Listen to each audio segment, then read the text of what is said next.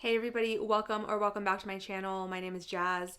Today we're going to be talking about the new moon that's happening in Taurus on April 27th, 2025. Now, I already did a first part to this video. I'll have that linked somewhere in the video as well as down below in the description, where I went over in depth about the human design, gene key, hexagram, astrology, the Sabian symbol, and I did a collective tarot card pull. So make sure you check that out if you haven't already, either before or after you listen to your all signs.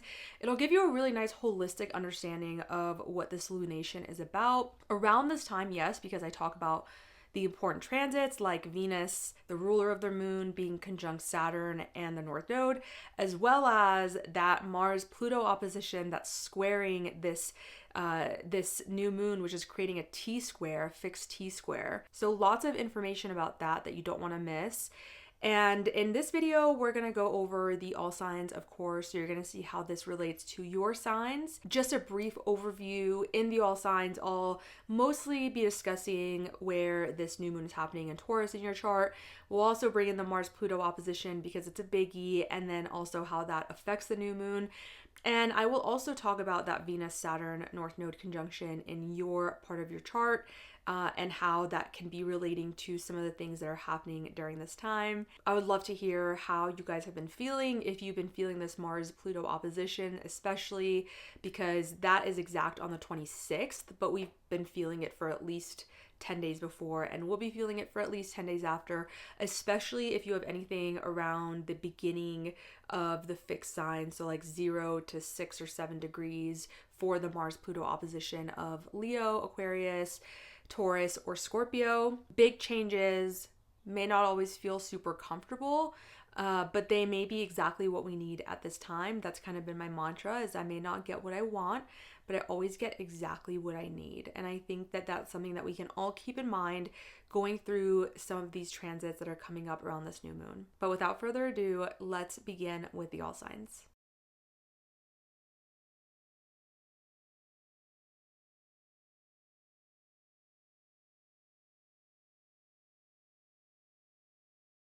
For my Aries, Sun, Moon, and Rising, this new moon in Taurus is happening in your guys' second house. What's the second house? It is income, values, resources, how you make money, how you spend money. It is also a house of the type of food that you put into your mouth. So it could be like a change in diet or something like that. It also is about self-worth and self-esteem, and it's about your worth and your self-esteem, right? As I talked about in the beginning part of this video, this is kind of a stepping stone for this 14-year cycle that was laid out in April of 2024. So what kind of changes do you have to make in this part of your chart? In the beginning of the video, highly recommend, if you didn't listen to it, to do that, because I go into a lot of depth about what this new moon is really about. But I talked briefly about, or maybe it wasn't briefly, I talked about how there is a sense of returning to something. So maybe like you're reevaluating a job, a source of income, and you're recognizing that like maybe you may have to take a step back and, if you started a new business, you may have to kind of step back and say like, is that business actually what I want? Is this actually in alignment with my values? Yeah, like I said in the beginning, it's kind of like you're taking a step back right now, but it's in order to take 2 steps forward, or on this like timeline of making some sort of a quantum shift in this part of your chart over the next 14 years because of that Jupiter-Uranus cycle that started last year. At the same time, you've got Mars-Pluto opposition squaring the sun and the moon.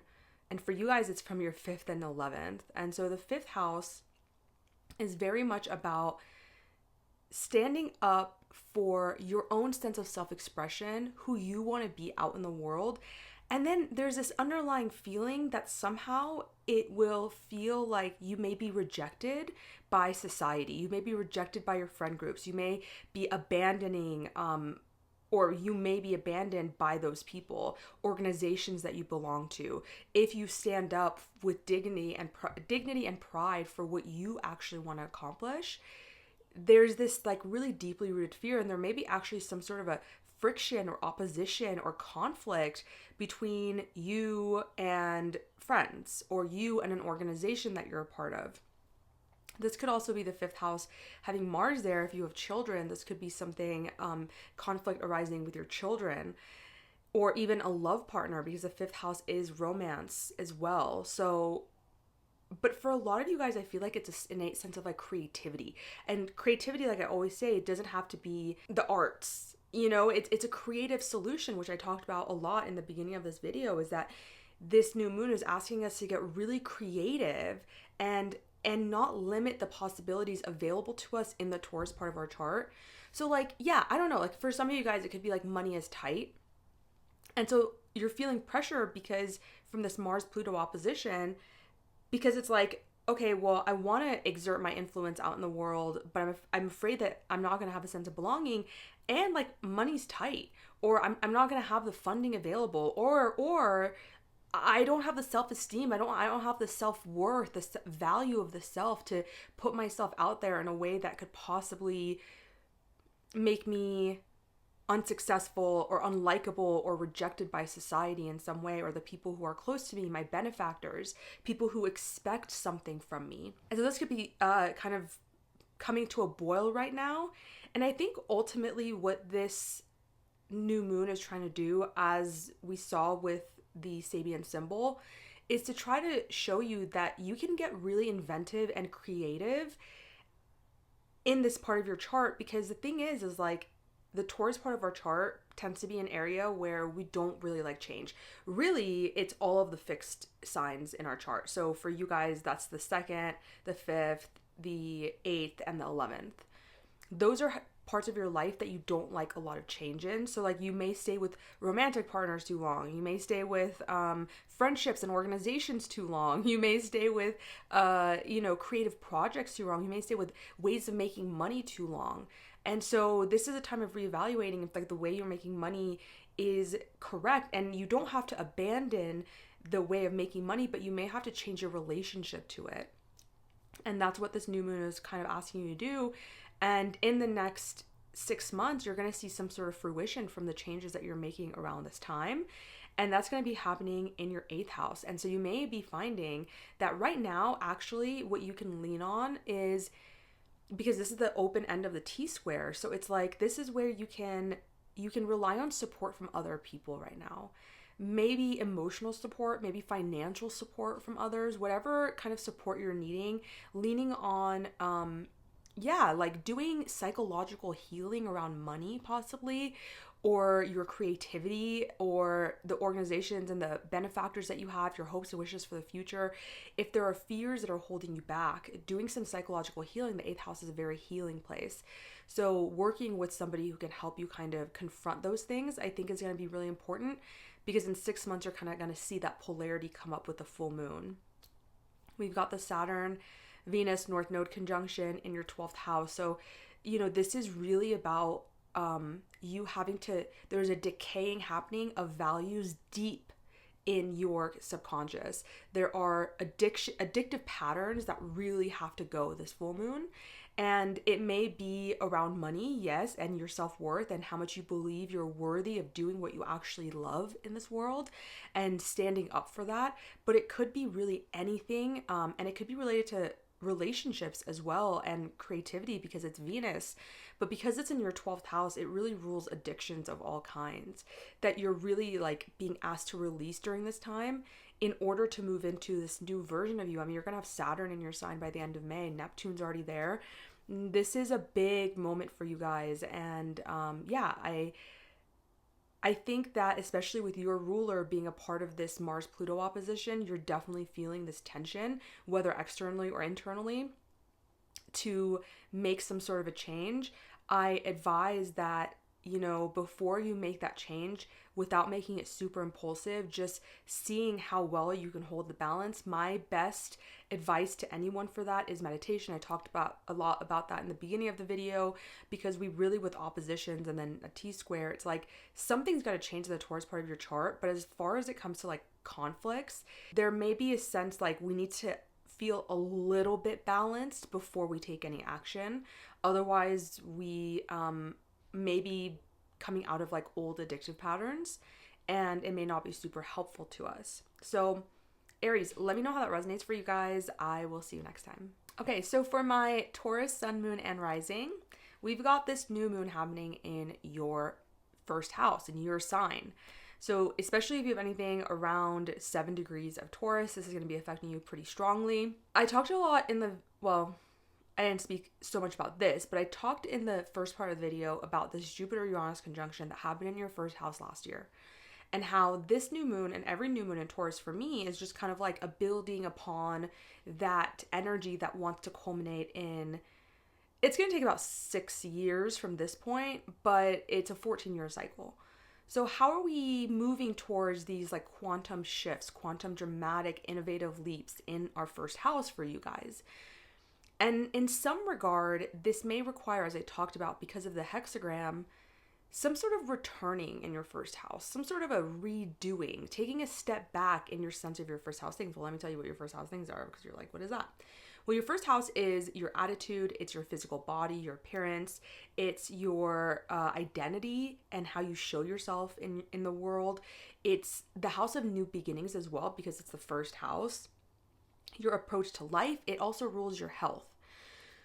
So for you guys, especially if you're Taurus rising, this could look something like, you know, the way that you physically show up in the world is going under a transformation. And for sun signs, it could be like a career change. And then for moon signs, it could be more of an internal change that's happening, where you're having to kind of take a step back and realign your intentions with what you want to show, how you want to show up in the world as, what kind of attitude you want to have, who do you want to be in this world. And of course, this is being triggered by, you know, the Mars-Pluto opposition in your 4th and your 10th. So there is some desire to kind of take action on something in your 4th house, which is your home, your internal world, family life, domestic life. And then you've got Pluto in the 10th opposing that, and both of them are squaring your identity. They're pressuring you to be like, who are you and who do you want to be in the world? And this is gonna, you know, you're feeling this pressure from not just the internal world and your domestic sphere and your family and maybe your parents, but also from the public life, and like, where do you think you're going with your legacy and career, and how do those things kind of point you in a certain direction of being in the world. And for you specifically, like the 7th house is where we have kind of this opening right now with this T-square.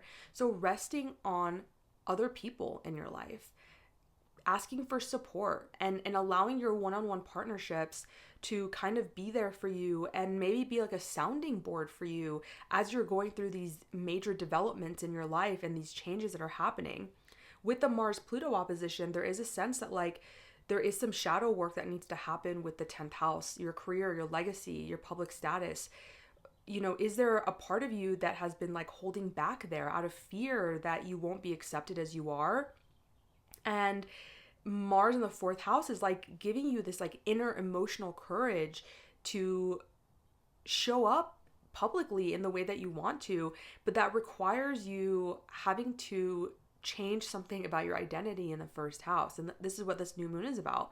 So in 6 months, when this culminates with a full moon in your sign, you're going to have the sun in Scorpio. So there is going to be some sort of there's something about other people or clients or business partners or contracts that are going to come into play with who you're becoming over the next 6 months. And this is a year-long cycle, but you'll see that culmination happen in 6 months. And the thing is, with the 1st house, I talked about this a lot too with the Sabian symbol, is like, don't limit your possibilities of who you can be in this world. There are no limits. Allow yourself to not rely on who you've been in the past to inform who you can be in the future, because we talked a lot about that at the beginning of the video. It's like you're being asked to be inventive. You're being asked to incorporate new ways of being that are separate from the past version of you, and not relying on that in order to limit you in who you can be, how you can show up in this world, your attitude, your physical appearance, your personality. It doesn't have to be who you've been, regardless of the pressure that, you know, you're feeling possibly from, like I said, family life, parents, feeling scared of being rejected by the public in some way. muster up some courage internally with Mars in the fourth. And also, your guys' ruler right now is conjunct Saturn and the North Node. And so it's like there are definitely some values that are decaying, relationships or ways of being in relationships, creativity. There are, and if they're not decaying and they're really solid, then they're enduring and you're making a deeper commitment. And for you, it's in your 11th house of friends, benefactors, your hopes and visions for the future, right? So could be like, if you've had these hopes and visions for the future that were not built on something solid, or they've changed, your values have changed since you had those visions, they may be going through a revision process or a dying of some sort in order to be birthed anew and have this kind of like spiritual renewal here. Because with all this stuff that's eventually moving into your 12th house, over the next few years, it's like there's a lot of emphasis on your spiritual world and psychological healing, emotional healing, spiritual healing, overseas travel, and so many things with this 12th house when, you know, we have Saturn moving there in May. But in order to kind of do all the healing that's necessary, you've got to deal with these values around the people that are in your life, the groups and the friends, the visions that you have for your future. You've got to make sure that they're in alignment, because there is something that there's an evolutionary purpose here for you. This is a very public and social house. So this is about the people that you have around you and the communities that you want to be a part of. Reevaluating those is also going to be a part of this new moon. But ultimately, this is about you guys, your identity, whomever you want to be. Truly. Who gets to decide that? Nobody else but you.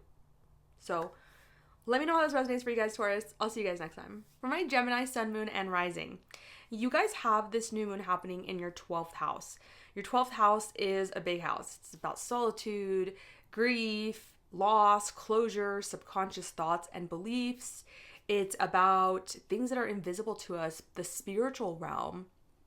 This could also be overseas travel. So this could be something that you're starting a new venture on with this new moon.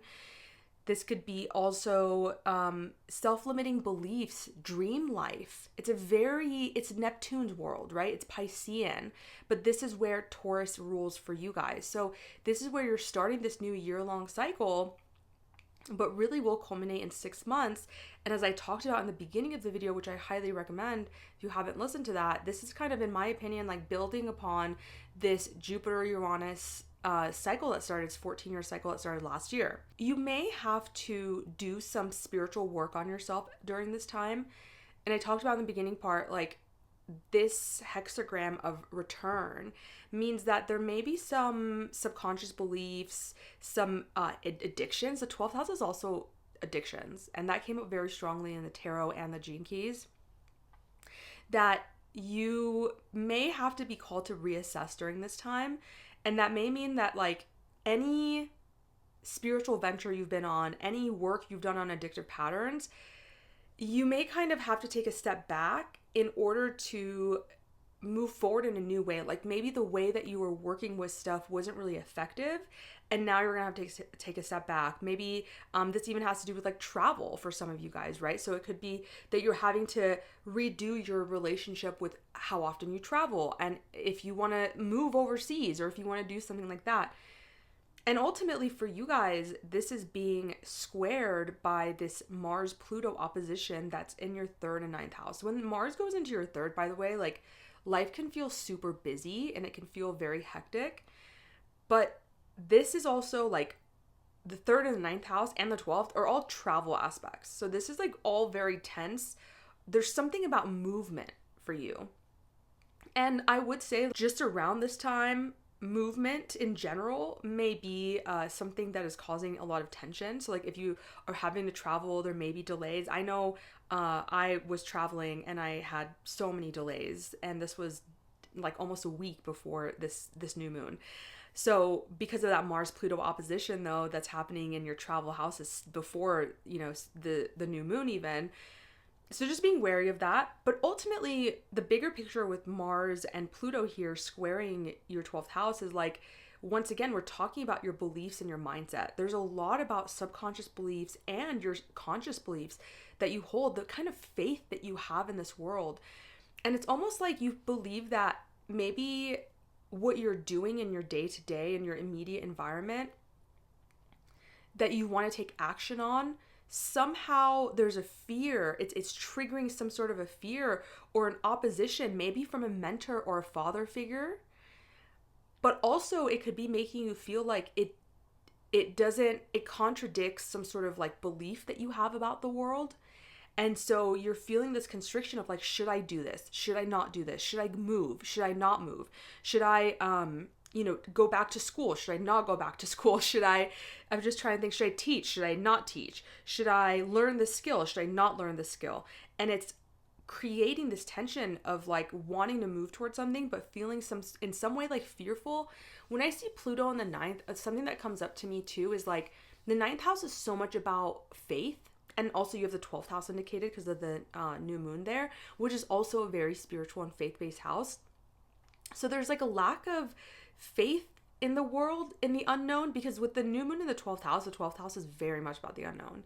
And so you're kind of being asked to trust your intuition during this time, that whatever you want to start in this 12th house, the way that you want to heal, if there's anything you need to let go of, any kind of grief or closures of old addictive patterns or subconscious patterns that you've held probably since childhood,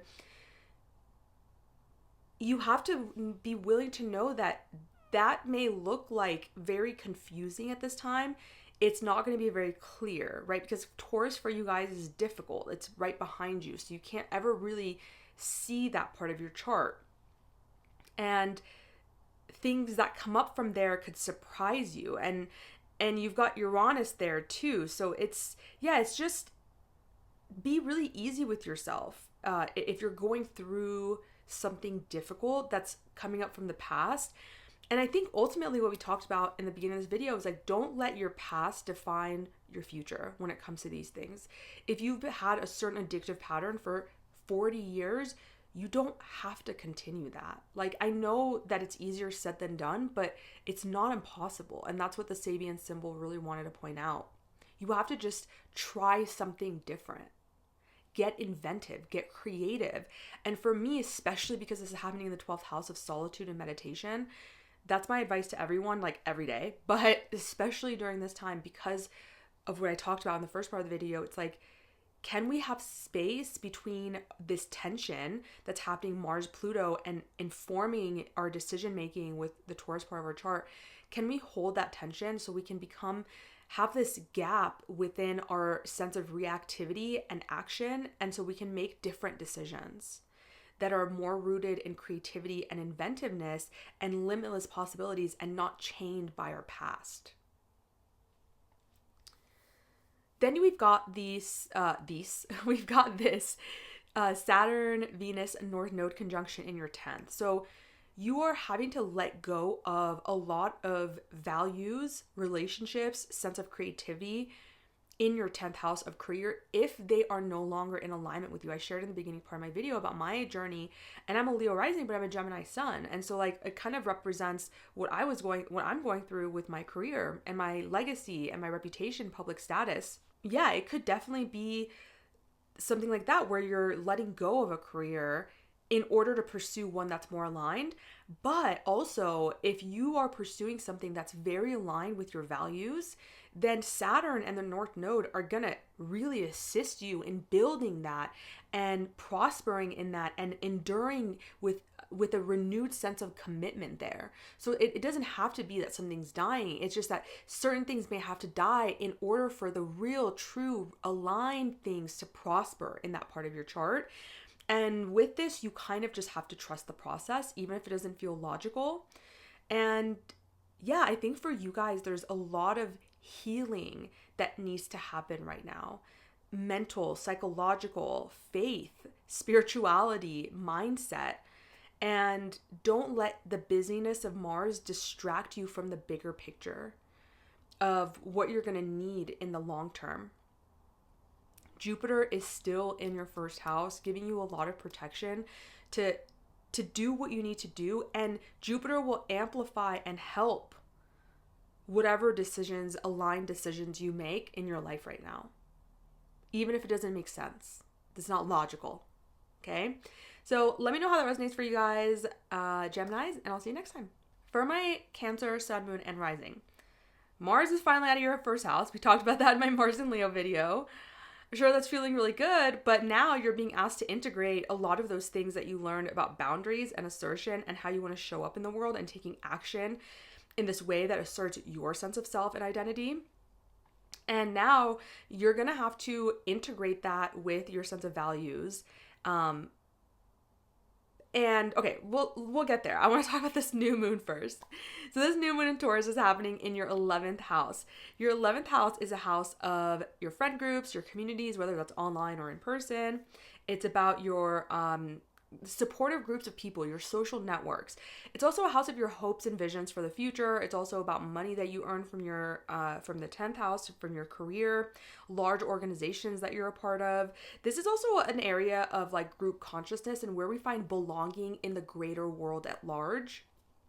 So for you guys, this is a recommitment of your hopes and visions for the future and who you want to have, like what kind of organizations you want to be a part of and who you want to have in your network. In the beginning part of the video, which I highly recommend you listen to because it gives a very holistic understanding of this new moon, I talked about this like sense of return in this part of our chart and how we may be having to like take a step back in order to move forward. So this could look like for you guys, like leaving an organization that you're a part of, leaving friend groups that you're a part of, or taking space away from them in order to reevaluate your values and your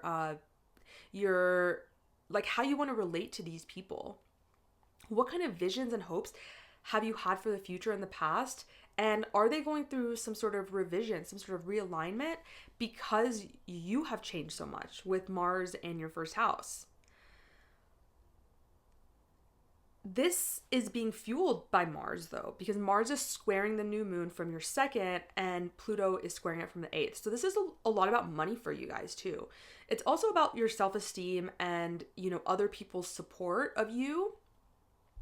So it could be feeling like you're having to go it alone and you're scared that if you assert yourself in terms of your self-worth and self-esteem, or even like, Mars in the second house is very industrious and it definitely wants to make money independently. And so like whenever I see Mars transiting the second, a lot of times that's when people want to start a business or like a side hobby where they're making some sort of extra income. But I feel like for you guys, especially, like it is about your self-worth and self-esteem, but you're afraid if you assert yourself that you're going to lose the support of emotional support of others or the financial support of others. And so you guys are going through like a very psychologically healing process over the next 19 years with Pluto in your 8th, and you're transforming a lot and you're having to, your relationships, your deep intimate relationship are transforming a lot. And so like there can be this fear that like the more that you are you, the more that you're scared of other people then deciding that they're not going to be there for you emotionally or financially. And so both of those are kind of pressuring this new sense of like, who am I in the world? Where do I belong in the social not in the social status, but like social collective consciousness? How do I want to help humanity with this feeling of like being myself and having this self-worth and self-esteem and making money in a way that I love, but also feeling like I can get support from other people? And I think like what Mars does in the second house is like it's asking you to have some courage, but yeah, there is a balance of like, how do I have courage meanwhile not alienating everybody who loves me or my financial sources of support? And then with the sun and moon in your 11th house, how can I like, because ultimately this Jupiter-Uranus conjunction that happened last year started a 14-year cycle. It's like it wants quantum shifts in this part of your chart. And the 11th house, even though it's a house of like social consciousness and like social groups, when you have a new moon here, that means a sun's here. And so it's like somewhat being a leader, but in a way that's not overly leader-like, right? Like kind of like I'm with you guys. We're in this together. That kind of leadership happens with the 11th house. And then opposite that is the 5th house, which is where you have this like open end from the T-square that's happening, that's creating this like pressure cooker kind of. And the fifth house is creativity. It's love, romance, pleasure, joy, and entertainment, children. So I think for you guys, a way to get out of this is to involve yourself in some sort of creative work, involve yourself in having fun. If you are with a partner, have some dates. If you don't have a partner, go out on some dates. Something like that, because this feels like this all feels very serious for you guys. You know, like there's a lot of emotional intensity with Pluto in the 8th, squaring off with Mars in the 2nd. And you guys are a very emotional sign. So yeah, I feel like if you can just during this time kind of embrace that creative nature, the pleasure, romance, love, all those fifth house things, because in 6 months when we have that full moon in Taurus, the sun's going to be in this fifth house of your chart and it's going to be indicated. And I think that if you focus more on just like, rather like, what am I going to contribute to society? Who am I going to be in society?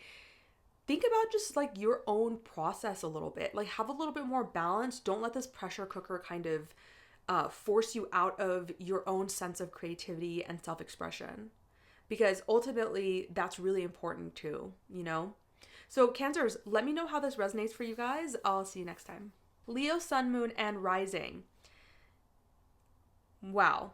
You're one of the fixed signs. So if you have anything around 7 degrees of Leo, you're going to be feeling this even more strongly.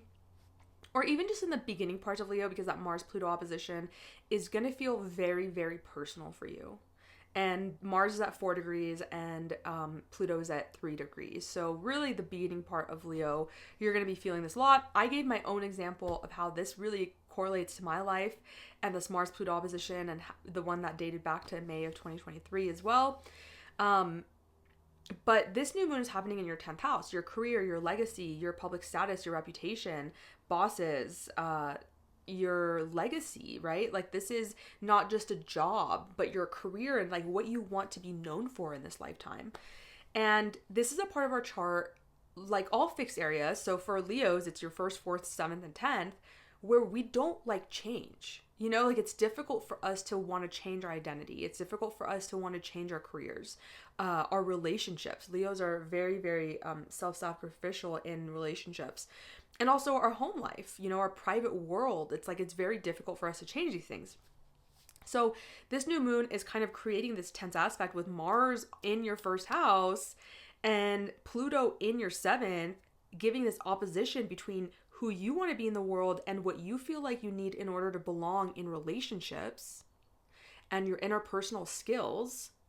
And this is somehow both informing and pressuring your decision on who you want to be in this lifetime, what you want your legacy to be, what you want your career to be. So I talked about in the beginning too, this Jupiter-Uranus, always when I'm filming, there's like cat hair or something on me. This Jupiter-Uranus conjunction that started a 14-year cycle last year in your 10th house, that is going to be a process, right? And I talked about when that could culminate possibly. This is kind of like a stepping stone. And so this looks like something like you may have to return to some sort of intention and see if what you are doing in your career is in alignment with your values, right? Because the ruler of this moon, Venus, is conjunct Saturn and the North Node.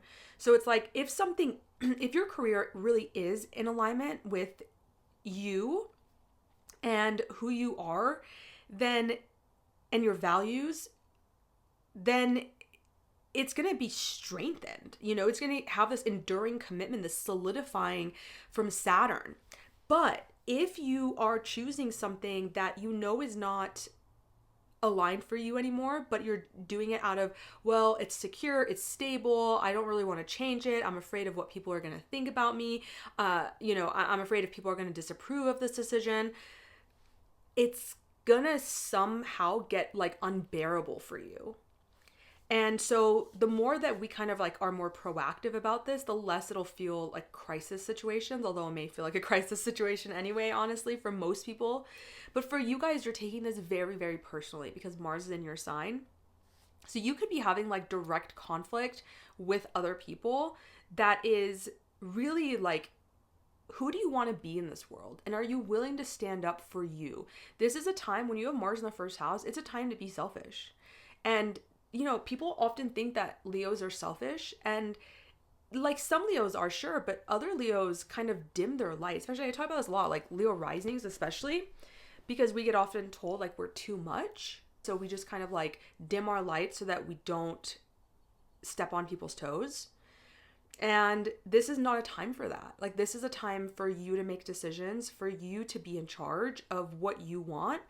And it's going to feel difficult though, because you may feel like people are trying to control you, or people are being manipulative or having these power plays. But I think the important thing to focus on is like, Leos really care about their careers generally, especially Leo risings. They care about how they come across to the public and what kind of like they want to impact the world in some way. But I would say this about Leo moon and sun as well. So just keep that in mind, is like, not only is Mars carving out your identity and releasing and severing things that are no longer a part of you. I just feel like for a lot of Leos, there is a income source that is being lost. And then with this starting in your 10th house, I feel like for a lot of Leos, there's a major transformation happening over the next 6 months with your career life. Like, yeah, either what you are in is really good and it's going to blow up, or something has to go because it's like just no longer working for you. And right now, because the sun is in your 10th house and that's your ruler, you're really thinking about these things. Like, what is like the long-term outlook for my life, you know?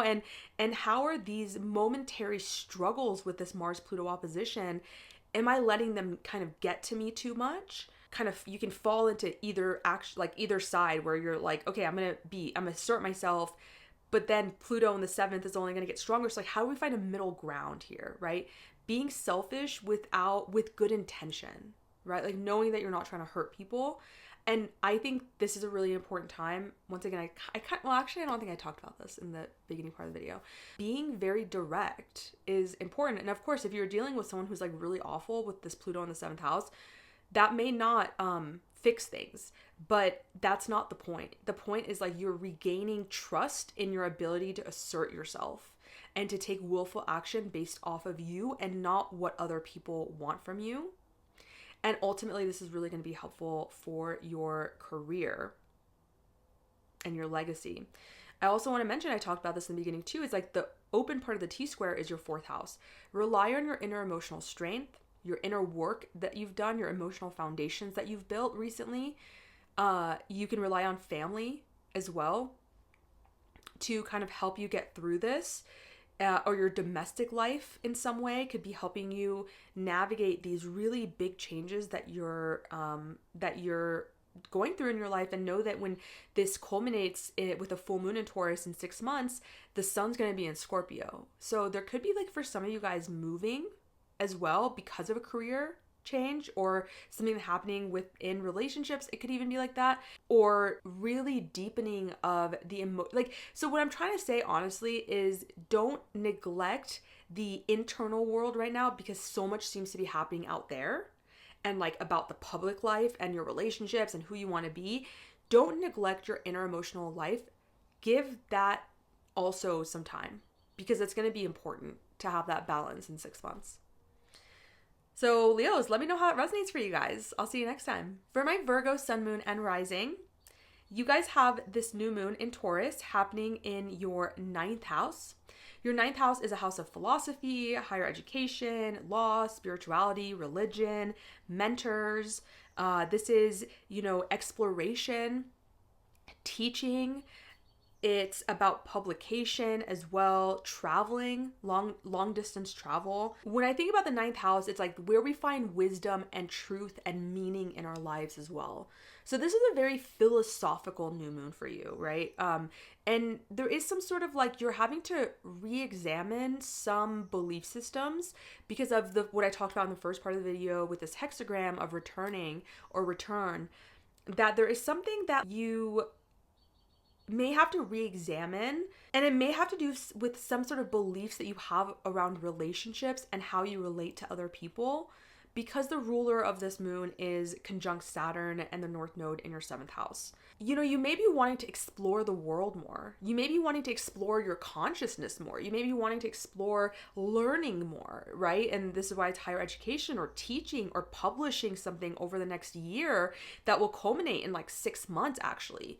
So these are the kind of things that you're planting seeds about. There is this Mars-Pluto opposition from the 6th, 12th. And, you know, when I see the Mars in the 12th house, really Mars in any of the moksha houses, which are the 4th, 8th, and 12th, it kind of gives us this emotional courage to break addictive patterns that we've had probably since childhood. Mars in the 12th has a lot of indications. I talked more about that in my Mars in Leo video, but yeah, one of the things I think about is the fact that Pluto in the 6th and opposing this is this is the health and healing axis for sure. So there is something that could be happening around like a health crisis that's creating you to have to change your belief system about the world, or a healing crisis. Doesn't necessarily have to be like physical health, but you're feeling like this tension, like I have to heal this.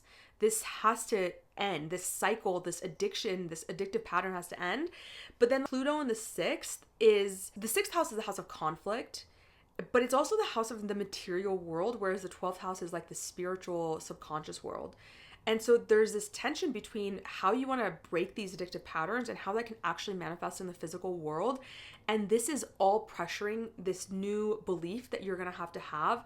And like I said, I think it's about relationships, but it doesn't have to be. This belief system that you're going under like some sort of a philosophical transformation. What do you find faith in the world? Where is your truth and wisdom and meaning in the world? Where do you place that?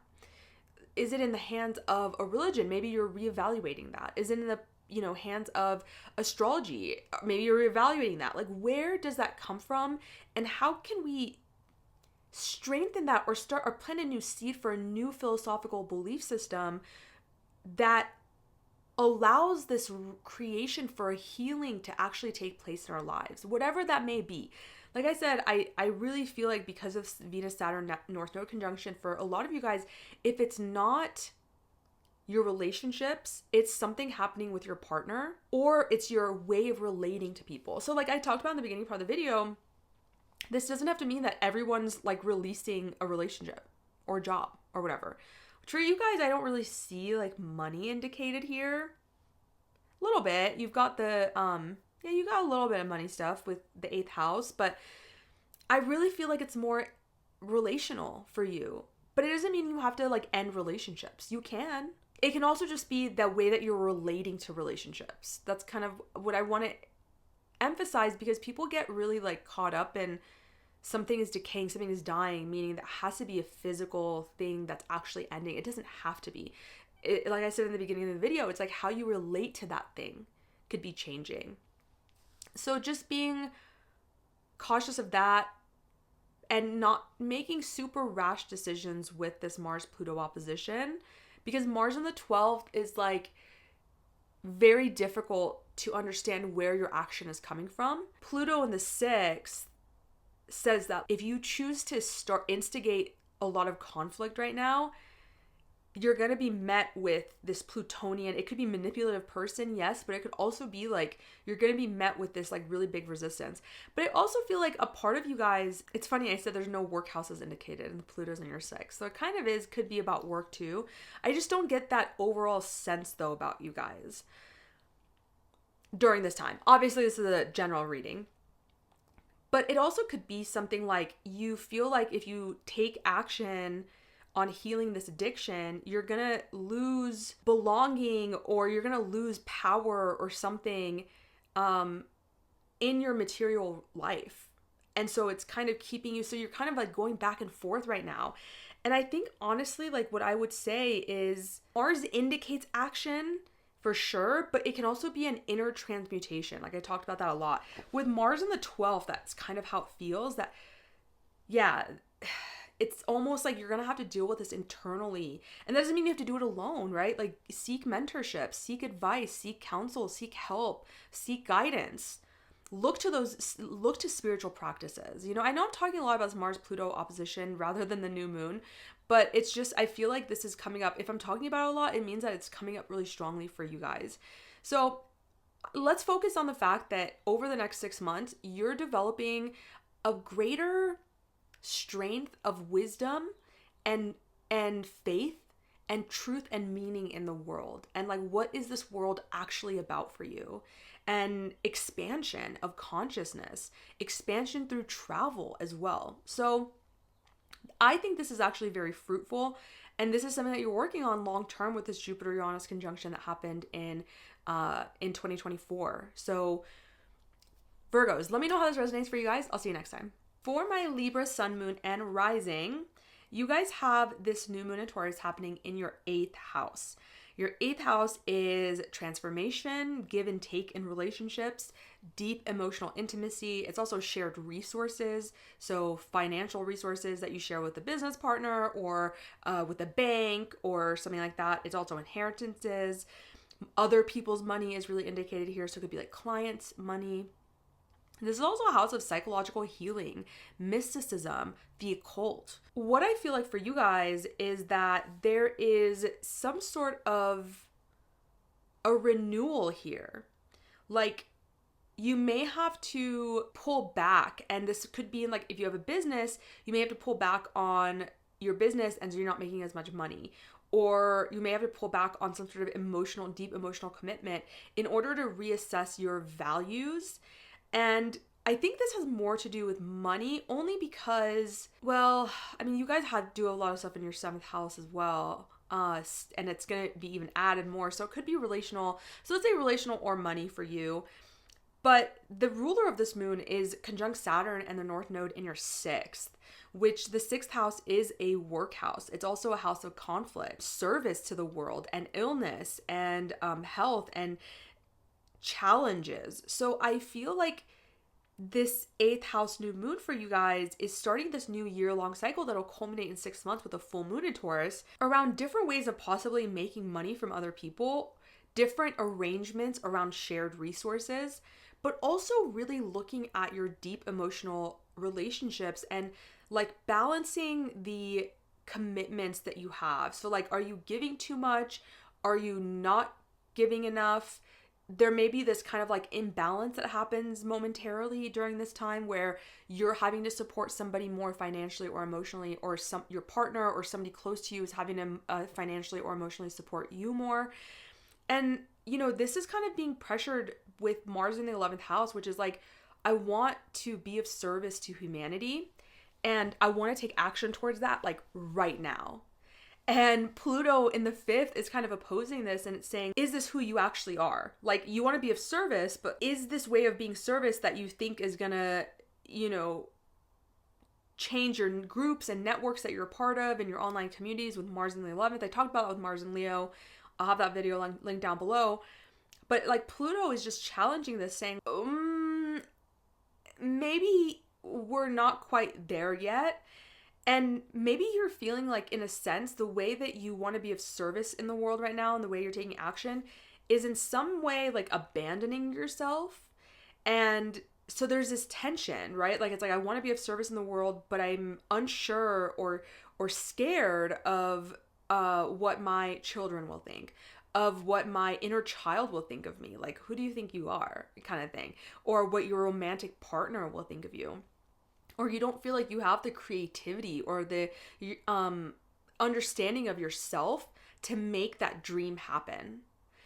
And so all of this is kind of pressuring this like need for that kind of give and take in the 8th house with the new moon there and that increased support. So with the 8th house, psychological healing, like being a therapist or having someone guide you through this. I feel like this is a time where wherever this is happening for people, there is a need for assistance, especially for some signs, depending on where this falls. And I feel like you're one of those people because it doesn't feel like you're meant to go it completely alone right now. That's just how it feels to me. Like, you need support.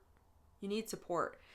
And then at the opposite end of this T-square, you've got the 2nd house, which is your self-worth, your self-esteem, your money, And this is kind of like where you're being asked to kind of rest. And also, when you have a full moon in 6 months, this is a part of your chart that is going to be lit up with the sun. So I feel like it's important right now to really work on, this is why I think like psychological healing and that kind of stuff is going to be really good for you, because to mirror back to you that you are worthy of whatever you're trying to do, that you do have, like to prop up your self-esteem as much as you can.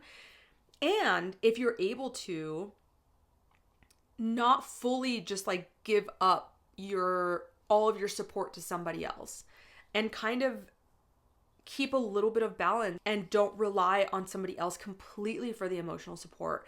But there is this balance that's necessary right now.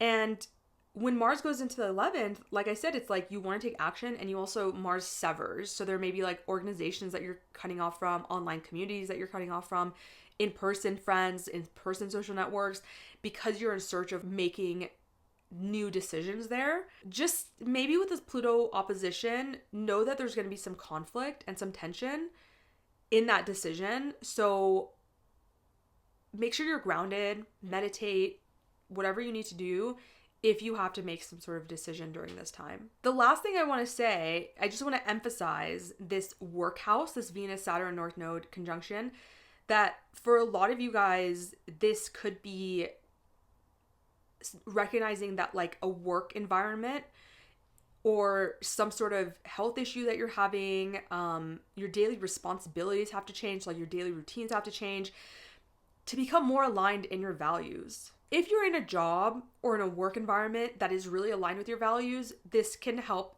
kind of give you endurance and further your commitment. But if not, then there is a decaying process that's happening, because it's asking like, is this thing aligned with who you are now? And you don't have to eradicate your job right away, but there is a sense that we need to be able to relate to those things that are no longer working in a new way if it's not going to be leaving our lives.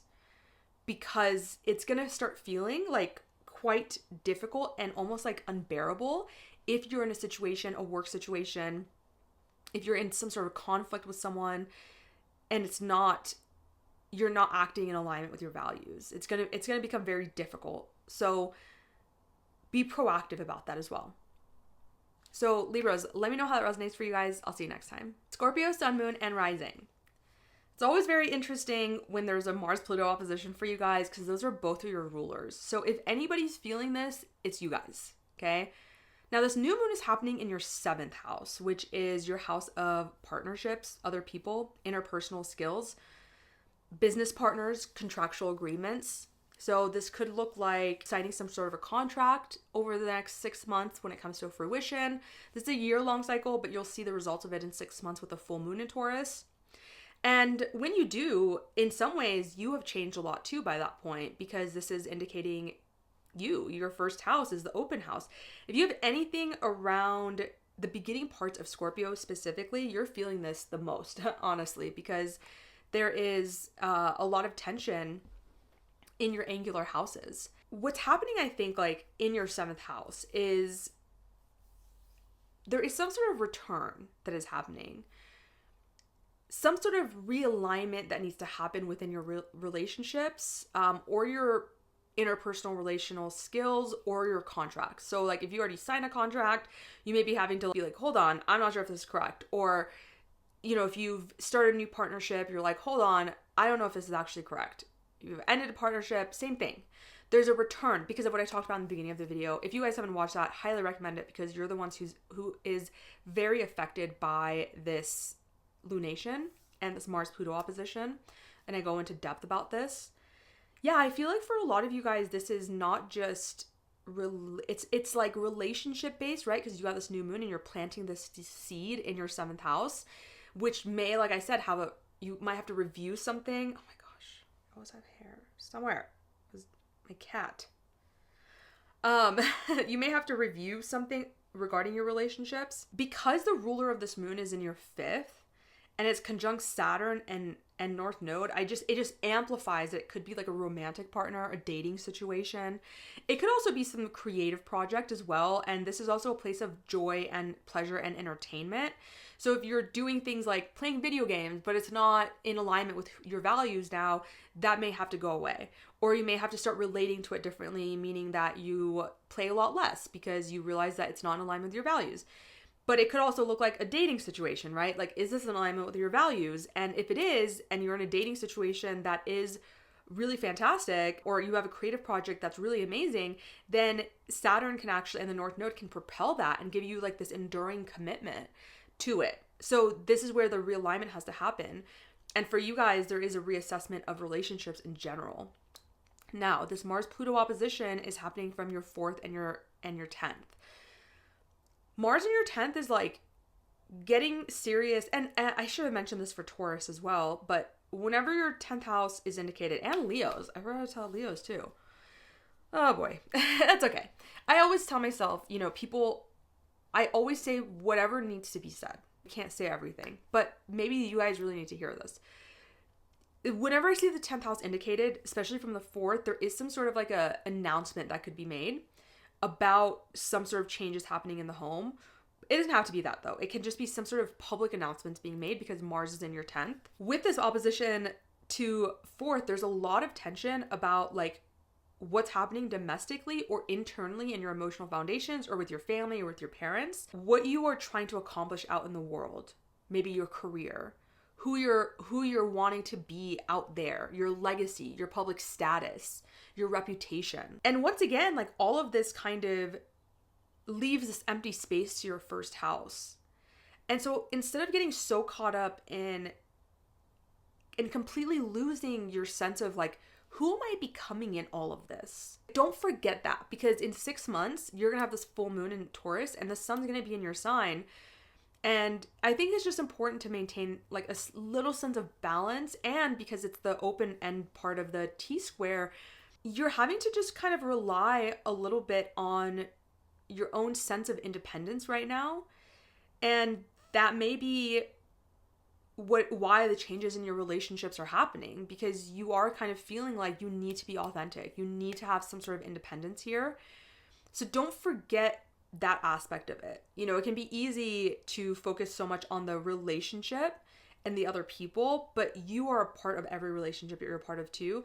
Why are these changes happening? Well, because you're feeling like you need to be you at like any cost almost, right? But yeah, this Mars-Pluto opposition, you could be working really hard on a career right now. I think that'd be a good use of this Mars energy. But if you're making changes in your career, there might be some like pushback from that 4th house. And also like maybe there's a part of you that feels like this new way of being in the outer world, maybe you have a new career or something like that you want to pursue, is going to create tension in the home, and that you're no longer going to feel like you know your place in the home life. And so it's keeping you from doing what you actually want to do out in the world. And I want you to like reevaluate that, right? You're doing a lot of shadow work in the 4th house of your emotional foundations and your home life to figure out like, has that been holding you back from achieving success in a way that feels really good for you? So Scorpios, let me know how this resonates for you guys. I'll see you next time. For my Sagittarius, Sun, Moon, and Rising, this new moon in Taurus is happening for you guys in your 6th house. The 6th house is about health, illness, more so illness. It's about work, conflict, adversity, struggles, hard work. It's about your day-to-day responsibilities, pets. I think this is over the next year, but it'll culminate in 6 months with a full moon in Taurus. You're planting a new seed in this part of your life that is over time, over the next 13 years, with the Jupiter-Uranus conjunction that we had in 2024, that is a 14-year cycle. You're taking the first step here. And so you're reevaluating your work in the world. You're reevaluating your sense of service and usefulness in the world. And for you guys especially, this could be actually something related to your home life as well. So like it could be that your responsibilities are changing within the home because the ruler of this moon is in the 4th house. Or it could be that you are wanting to change your responsibilities and to change your job because there are deep emotions and emotional patterns that are no longer in alignment with you, with Venus conjunct Saturn in this part of your chart, giving this like evolutionary push for you to release any emotional patterns that are holding you back in being of service to others. And that could be through work, but it doesn't have to be, right? Like a stay-at-home wife is of service to her children and her husband and her, her household. So it doesn't have to be, I'm feeling this sense that like for some of you guys, it is within home life. This is a general reading, obviously. And for others of you, it is actually about your work life. Now, this Mars-Pluto opposition is happening within your 9th and 3rd. So you're kind of like Geminis. It's a little bit different for you guys. There can be this like restlessness, but not as much as Gemini, in my opinion. Gemini's got Mars in the 3rd, yeah. But there is also this sense of like wanting to explore, wanting to travel, and this could prove to be difficult just around this lunation because of this Mars-Pluto opposition. I am a Gemini Sun Sag Moon, and I was traveling around this lunation about a week before with this. It's really the Mars-Pluto opposition, right? And it was chaos. It was very hectic, and it was unlike anything I've ever experienced traveling before. So yeah, I mean, I'm okay. I'm safe, but it was definitely very hectic. So, if you can help it, maybe don't. But there is this desire with Mars in the 9th, like you're wanting to explore the world and you're wanting to explore different belief systems. Maybe you're thinking of like going back to school or pursuing some sort of spirituality or publication in something, like publishing something or teaching. And then Pluto in the 3rd is like, yeah, but your surrounding environment, you may not be accepted for that. Like this new venture that you want to go on. And so then it's kind of starting to pressure you because they're both squaring this new moon in your 6th house. It's almost like pressuring you that like your belief systems and your thoughts are not allowing you to pursue this new line of work. So it could be like self-limiting thoughts, self-limiting belief systems. There could be pressure from your immediate environment or perceived pressure from your immediate environment to stay the same and to not change. And yet you're feeling this push, like something's not in alignment anymore when it comes to my sense of service to the world. Something is like not right, but then will the people in my immediate surroundings, will my neighbors, siblings, cousins, will they reject me if I pursue this new philosophical path or this new work that requires a new frame of philosophical belief? That's kind of where I see Pluto in the 3rd, is there is like this tension around siblings, cousins, feeling like your immediate surroundings and your thoughts can get quite intense with Pluto in the 3rd. And then Mars is like, but I want to be out in the world and I want to be exploring. And Pluto in the 3rd is kind of like, but we can't do that. Pluto in the 3rd can be, especially when it's triggered, it can be quite obsessive about things. So, and it can be quite dark. So you're doing a lot of like shadow work actually around your mental frameworks and around, your communication skills as well, about how you communicate. This could be a confrontational time for you, for everybody really, because Mars-Pluto opposition. But I think ultimately, like if you can push that into fueling your sense of service to others, because the 6th house is like kind of more of a personal service. It is your job, but it's not like the 11th house, which to me is like this like social service. The 6th house could be like being of service day to day, and so maybe the changes that you're making, it's like seeing that and believing in yourself and the emotional work that you've done, that the way that you're moving in the world, even though you have this perceived fear that the people around you won't be okay with what you're doing, knowing number one, that you have the good intentions with this new moon in the 6th house with what you want to do, but also being like having to play that role of the like Virgoan person who's like trying, I don't want to say like mediating, but also being very adamant to people who you feel like are against you during this time, that you're doing this for a good cause and you're wanting to be of service to them, or being of service to your clients or whoever you're trying to be of service to. So I hope that makes sense. And then once again, with that Saturn, Venus North Node conjunction, it's like, if you have anything in the home life, in the private life, in the internal emotional world that is in alignment with your values, then Saturn is going to give a lot of endurance and commitment to that. So this could be like committing to a living situation that is really, really amazing for you. But for some of you guys, it could be like letting go of a living situation or relating differently to your living situation because it's no longer in alignment with your values. And for some of you guys, this could definitely have something to do with, I feel like for you guys, it has something to do with other people. You've got Jupiter in your rulers in the 7th house, and the 4th house can often indicate people close to us, and the 3rd house as well. So the last thing I want to mention is that the open end of the T-square is the Scorpio part of your chart, where you can kind of find some solace right now. And I think for you guys, this is in your emotional, spiritual, psychological healing, rest, solitude. Take time out. Like I said, sometimes with the 9th, 3rd house, things can feel like a little bit busy. Take whatever time you need to rest, meditate, seek spiritual guidance, go to whatever place makes you feel at ease and that you can have space to yourself to figure out these things that are happening in your life, because that 12th house is kind of your resting place. And there just could feel like there's a lot of activity right now externally.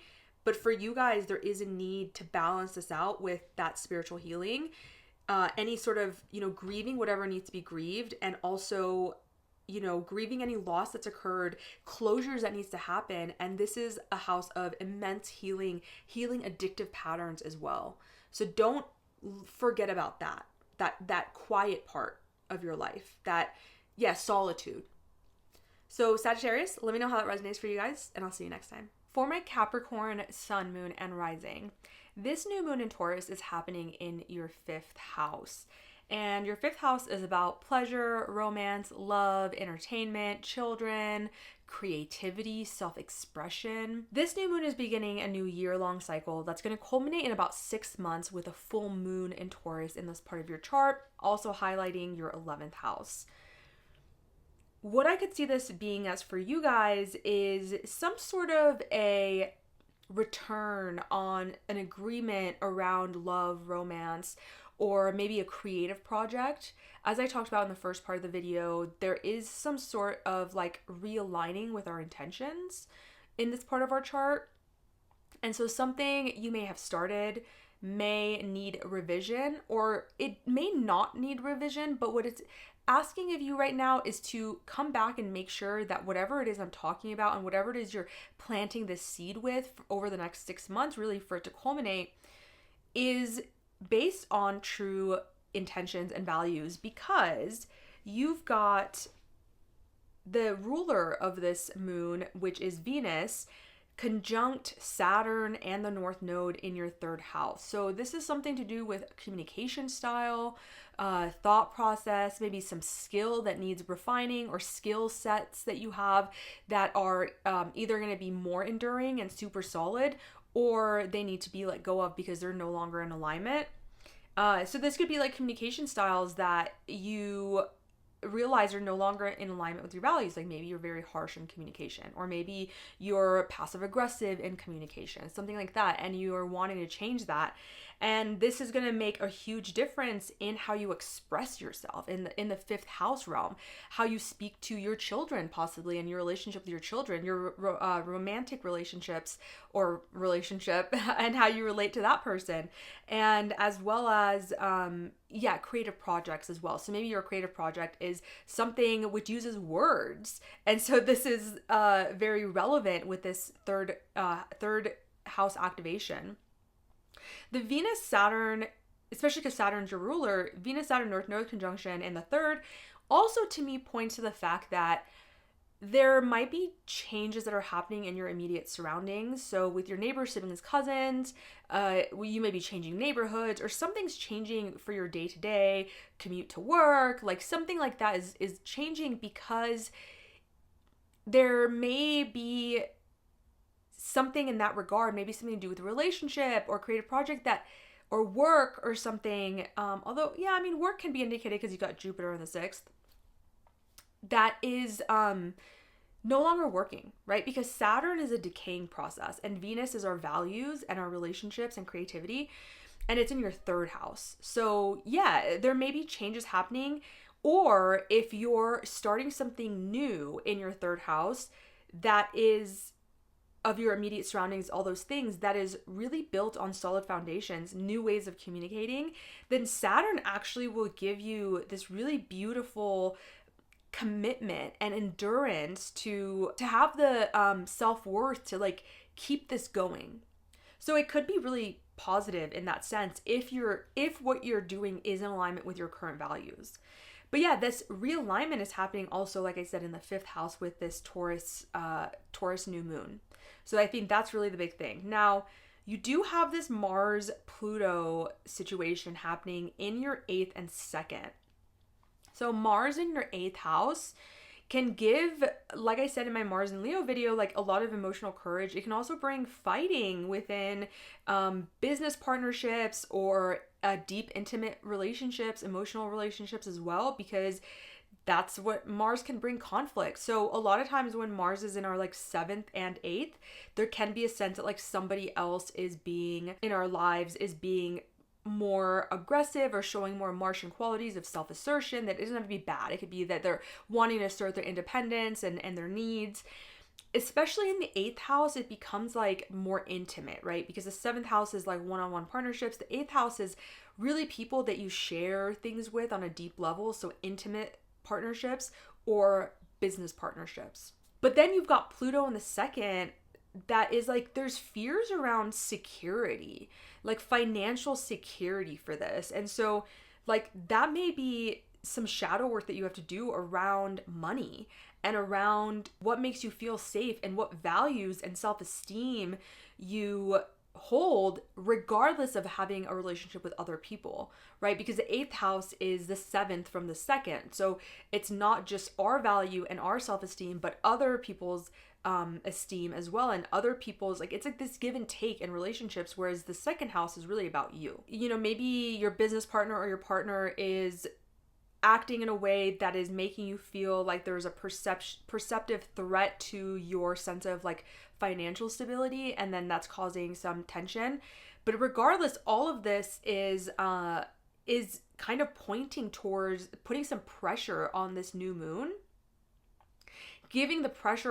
increasing the pressure to change something in that 5th house, a way of being in romantic relationships, a way of being in creative projects or with your children, like I mentioned. Mars also cuts things out. So if there are aspects of shared resources or emotional partnerships that need to be cut out, that may happen as well. It could cut out a complete source of that, right? So it could be like cutting out a deep emotional partnership or a business partnership as well. Or it could be that you're fighting really hard to maintain connection and to keep that going and to fight for your shared resources. So Mars has, obviously, like every planet, a lot of different qualities to it. And so this could be coming out in a lot of different ways depending on the rest of your chart. But ultimately, like I said, I think that for you guys, I think what would be important for you is the changes that you're making in your 5th house. Ultimately, the openness of this T-square is in the 11th house for you guys, which is Scorpio. And so when I think of that, I think of, okay, don't forget that in your mission to focus on the self, which when you have a new moon in the 5th house, it's kind of like having a new moon in the 1st, but a little, definitely different, but similar, because the 5th house is self-expression. It's also saying, like, don't forget the bigger picture, like why you're doing what you're doing in this part of your chart, why you're asserting your self-expression, why you're changing the way you show up in romance, whatever. Because the 11th house is a much bigger, broader vision for the future.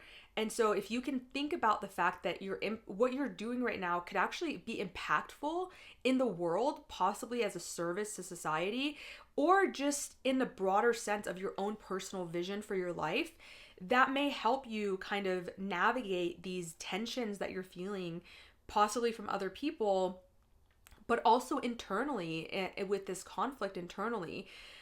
Because at the same time, you're like trying to establish some sense of authenticity and independence in your organizations and what like your humanitarian services, which is could just be like the way, like if you work in a job that is humanitarian in nature, it doesn't have to just be like nonprofits or like volunteering or something like that. Ultimately, that's what you're kind of working on right now, is building and gaining authenticity there. So don't forget about that part of your chart. It's kind of a way out of the pressure cooker as well. Even though the focus isn't necessarily there, it's good to just, if we're feeling too much pressure, to think about that as well as a way for us to see the bigger picture and not get so caught up in our more immediate environments and our tense dynamics that are happening in our lives. So Capricorns, let me know how this resonates for you guys. I'll see you next time. Aquarius, Sun, Moon, and Rising. Welcome to your Mars-Pluto showdown. As a Leo rising, the two of us definitely have the highest chance of this playing out actually in confrontation. I think I mentioned that in my Mars in Leo video that I did. But this is about the new moon, and you're one of the fixed signs. So if you have anything in the first decan, so like first 10 degrees of Aquarius, you're feeling the energies around this time. And if you have it even the closer, like 2 to 5 degrees, you're feeling that Mars-Pluto square a lot. So this is happening, this new moon is happening in your 4th house, which is home, emotional foundations, ancestral roots, parents, family life, home life, where you live. It's also real estate. So, you know, you could be starting a new real estate venture or something like that. Or, yeah, something to do with the home life. But then you've got this pressure cooker building with that 1st and 7th house opposition. When you're the Pluto person, it's quite different. Like, you may be feeling the Mars person in your life is creating and instigating problems. And like I said, it is most likely for you guys going to be a person. It doesn't have to be, though. It can be an inner conflict for sure, or a conflict with something else, an event that's happening that's kind of pulling you in multiple directions. Something possibly to do at work as well. Regardless, this opposition, it may look like the external force outside of you is the one creating the problem. And I want to give you guys some tough love here, because I know you can handle it, and you're co-ruled by Saturn. So I feel like a part of you guys does really like tough love. When you have Pluto in the 1st, like, I have a lot of empathy for you guys. I mean, I guess sympathy, because I've never had Pluto in the 1st. Because like the shadow work is about you. You have to do a lot of shadow work about your identity, about what you put out in the world, your attitude, the lens in which you view the world. So for like 20 years, this is a process for you, right? And when Mars opposes you, it gives you a really freaking rich opportunity. You know, the person out there or the situation out there may be the bad guy, okay? But it doesn't matter, because ultimately what's being asked of you is to investigate and do this shadow work on your subconscious desires and reactions. So if you're feeling instigated in some way, and yeah, I just see so many different aspects of your chart being indicated here. 1st house rules like everything. And then you've got this in the squaring. Like, I could see this like some sort of conflict that's instigating a move for you, or some sort of conflict that's instigating some deep personal emotional reflection, or now you're recognizing like, I need therapy. Like, I need to uproot a lot of deep emotional patterns, because this conflict is bringing something up to the surface. Now I'm seeing like actually needs to be worked on. And I think this is important for you, because your 10th house is the openness from the T-square. And that T-square, you know, you do have Lilith there. So there's a sense that you want to become really independent and authentic in your career and legacy. But this new moon in particular is saying, okay, but where are the foundations of that? The emotional foundations that allow you to present yourself to the public world in a way that's accurate for you, right? And I talked about in the first part of the video about how Jupiter-Uranus conjunction started a 14-year cycle in the fourth house for you guys. And so this is kind of like just one stepping stone towards this quantum shift that's going to happen within 14 years, but you're probably going to see changes within 7 years for sure, like big changes. Now 6 years. This is a stepping stone. So like, how do you want to change your inner world, your inner emotional foundations, to become more aligned with who you actually are. In the beginning of the video too, I talked about how the hexagram here is return. So there might be some sort of like a turning point in your home life right now, and there is a realigning of intentions around something there. And then you've got the ruler of this moon, Venus, conjunct Saturn and the North Node in your second house. So this definitely feels like finance. It feels like money, values, self-worth, and possibly some like career stuff as well. But the career stuff I think is in the background. I think for you guys, you're possibly having to let go of some sort of way of making money that is no longer in alignment, or if you're making money in a way that's super in alignment with you and Saturn approves of this, you know, it's like, well, then it's going to strengthen that resolve. It's going to give you more endurance and commitment in that part of your chart because the North Node is going to support it. So if you're doing something that's for your highest evolutionary purpose, then Saturn's going to help that. But if not, then Saturn-Venus conjunction opposing the South Node is you've got to let these things go. They're holding you back in some way. They're not in alignment with your values. And because it's Venus, it can be for everyone, relationships. You know, for you guys, like I said, it's more so leaning towards money, but for you've got Mars in the 7th. Mars severs. So Mars could be severing relationships. Mars could be severing interrelational styles. So like you recognizing after doing the deep shadow work that, hey, I didn't even realize that it's hard. It's hard with Pluto because it's subversive. It's unconscious in a lot of ways or subconscious in a lot of ways. And so this is why doing psychological work when you have Pluto going through your first is so amazing. I think with anywhere Pluto is psychological work, but it's like that's how you access those understandings.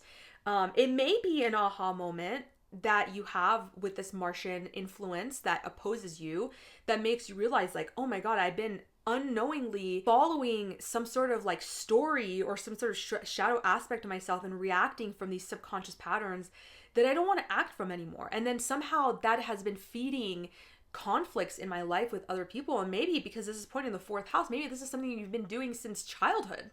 You know, and it brings you back to some emotional trauma from childhood or some patterns that you witnessed in childhood that now you've taken on subconsciously. And Pluto is kind of like, yeah, we don't want to do this anymore. We need to evolve. And it starts with our perception because Pluto can be a lot of like perceived fear. If you're walking around with a perception, with the first house is our perception, our attitude, how we see the world, that people don't like me, everyone like wants to hurt me. Well, you're gonna, or like you have suppressed anger, and then now you're seeing that come out in somebody else or from a situation, and you're putting it all on them. Yeah, there's a lot of responsibility here. I know I keep saying that with you guys. Pluto gives you a lot of power, but it gives you a lot of responsibility with that power. But if you take that responsibility, man, you guys can change so much. And I know that's what you guys ultimately want. Bring progress to the world, you know, and help humanity evolve. But that's going to require for you to do that for yourself first. And that's going to be very, very apparent for you with Pluto in the first, but especially during this time with Mars opposing it. So Aquarius, let me know how this resonates for you guys. I'll see you next time. Pisces, Sun, Moon, and Rising. You guys have this new moon happening in your 3rd house. Your 3rd house is a house of immediate environments, siblings, neighbors, cousins, your routine trips that you take. It's a house of skills, learning, communicating, thoughts. So with the new moon here, there could be a new skill that you're wanting to learn. Maybe you're taking a class.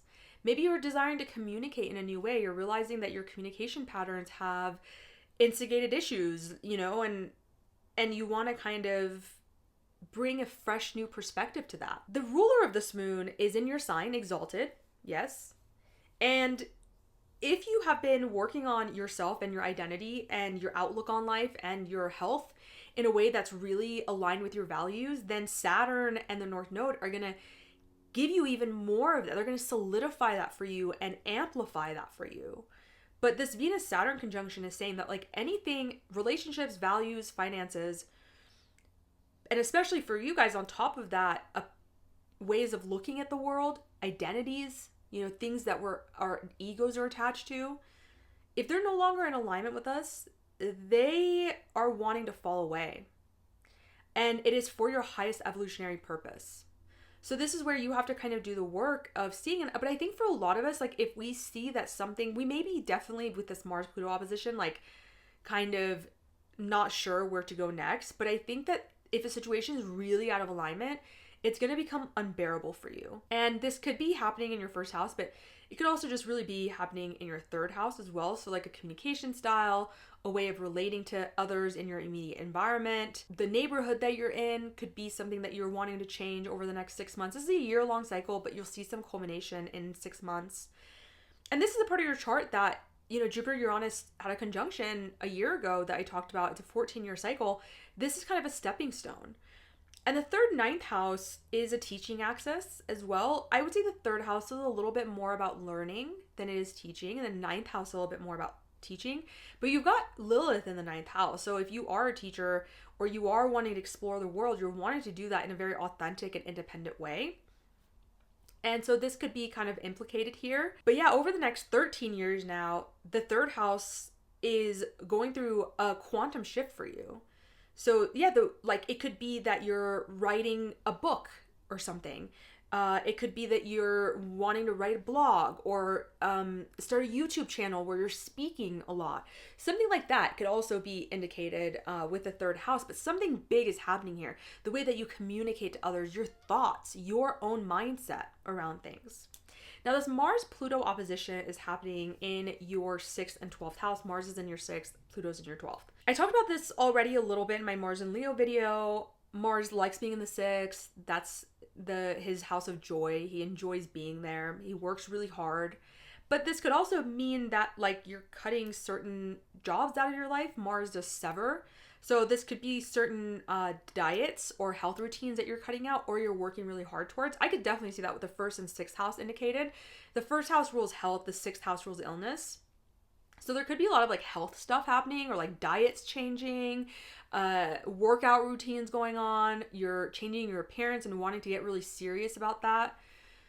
And Mars is a hard worker, so it would be a great time to establish some sort of routine. But then like there's this struggle, and your struggle is very interesting because it's coming from Pluto in the 12th.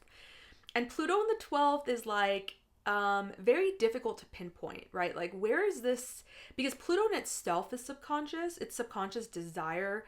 And then you've got the 12th house, which is the subconscious of our chart. You've got to really lean into your instincts and your intuition. I would say intuition. Because you may not like have a very clear logical reasoning as to why you're feeling conflict. And you could be having conflict at work as well. But then like Pluto is like where we do shadow work. But how do you do shadow work? I mean, it's not impossible, but it takes a lot more diligence and a lot more trusting the unknown and knowing that you don't really understand where this tension may be coming from within your own subconscious to changes that are happening in your world or conflicts that you're having, because 6th house is a house of conflict. So there could be conflict in your life and other people could be instigating it or you could be instigating it. It's really hard to tell. That Pluto being in the 12th just creates this sense that you want to take action in the 6th in the real concrete world, and then something's like holding you back. Yeah, you just you don't really understand what it is. And it may come to you in things like dreams or hypnosis or meditation or deep psychological work, things like that, rather than in any sort of plain understanding from your logical mind at all. But ultimately, those two aspects are squaring this new moon in your 3rd house. When I see the 6th and the 3rd house, sometimes I can feel like that can make us be feeling quite busy as well. So taking time to rest, because that's what Pluto needs, is solitude, meditation, spirituality, in order to get those answers from Pluto. But also recognizing that the changes that are happening in your immediate environment are being kind of fueled by this conflict that I was talking about. And they're kind of pressuring you to do something really different in your third house that maybe you've not done it like this before. You know, like a new communication style, a new way of getting your truth out into the world, a new way of, teaching, learning that you haven't done before, because there's some sort of conflict, some sort of situation that is pushing you and urging you to do this. And from that's where that like Saturn Venus conjunction in your first house, it's like from that you may have to shed old layers of being. You may have to, and you know, your guys' ruler, your secondary ruler, your modern ruler is Neptune, and it's moved into Aries, which is much more straightforward, much more direct, much more about the self. And so there is this sense where you're recognizing that you do have to kind of come into yourself more. This is kind of like a crystallizing that's been happening for a long time with Saturn in this part of your chart. But now with Venus coming in, and it's like, what do you value as a person, as your identity, as a part of who you are? Is it in alignment with who you actually are now and what's being asked of you from these difficulties and these challenges in your life? So Pisces, let me know how this resonates for you guys. I will see you guys next time.